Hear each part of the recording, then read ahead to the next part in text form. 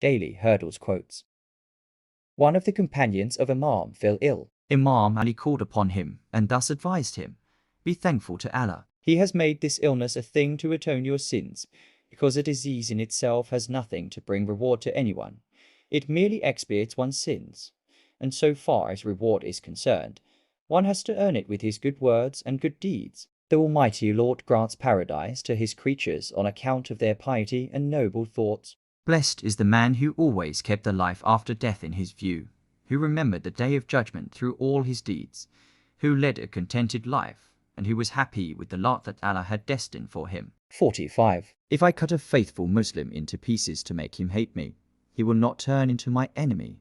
And if I give all the wealth of this world to a hypocrite to make him my friend, he will not befriend me. It is so because the Holy Prophet has said, "O Ali, No faithful Muslim will ever be your enemy, and no hypocrite will ever be your friend."